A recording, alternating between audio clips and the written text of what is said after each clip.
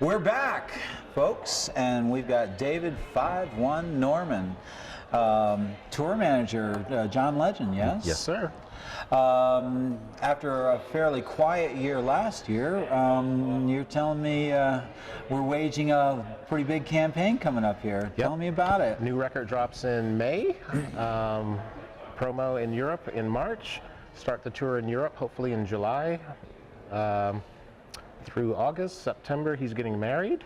Oh, really? Wow, yep. Very cool. Then we're going to pretty much take September off. October is going to be Asia, Australia, hopefully, and then next year will be arenas. I'm sorry, after Australia, come back, do a fall tour in the States. Arenas? I think we're going to start out with theaters, okay. And then after the beginning of the new year, we're going to move into arenas. Wow. Here in the States and overseas. Very cool. So production design is obviously different for everything. You're Yep. going to be winging it at the beginning, you know, picking up production? Well, we're going to start over in Europe, and we're going to do all the festivals. Oh, yeah, right, then, okay. So we're not going to take any production over Sure. in Matlin, but once we come back for the tour for Asia and Australia, we might take something, but I think that we're really gearing up for the full set video and everything and the fall tour here in the States. Let's go backward here. Where did it start for you?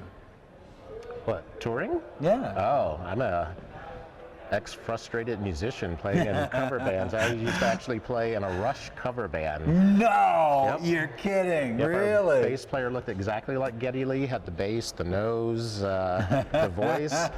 I replaced a drummer who developed cancer, so I took over for him, but it was kind of odd being the Neil Peart, Yeah. the black Neil Peart. And we played Mississippi, Alabama, Florida, Georgia, and a lot of biker bars. So Really? yep, I was scared to death playing in those biker bars, but the bikers took me under their wing and protected me from everything. Cool. Yeah. Yeah. So, yep. Yeah. So they kind of gravitated into.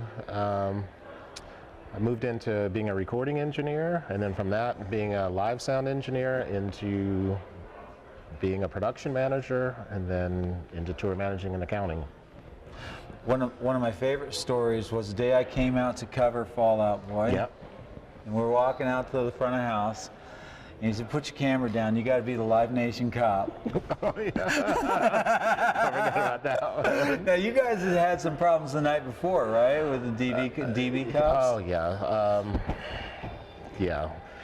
Pete, the bass player, was one of those. Hey, you know, I wanted to be my audience to enjoy the whole rock experience. So we, you know, our front of house guy, you might know him, Kyle Churnside, who lived out here in Arizona. Yeah.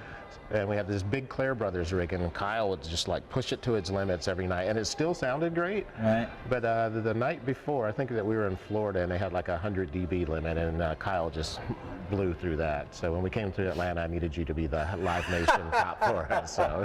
And he told me later, you guys are knocking down 115 off the crowd alone. Exactly. So the only thing you can do is pull vocals up above it and hope for the best. Yeah. I walk up to him.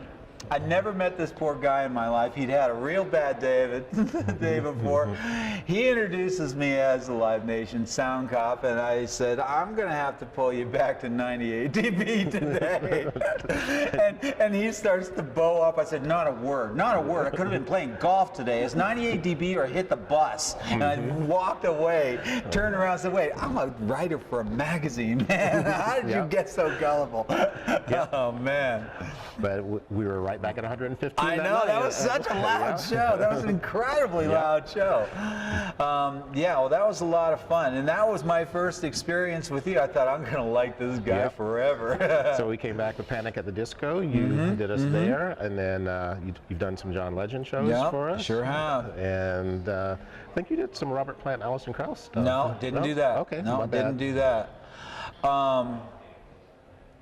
Well, did you bring the dogs this time? Not this time, because they're not pet friendly here, so I hope that Turning Stick doesn't see this, but we're going to register her as a service dog and make sure we bring her back next year. Because everyone keeps asking about her. Yeah. Talking Stick. I'm sorry, Talking Stick. Ooh. Yeah. Well, now you can really forget it. Yeah. Well, it's a pleasure always to see both of you. Thank you. You and Suzanne and the dogs. Yeah, you know. you'll see them. Good.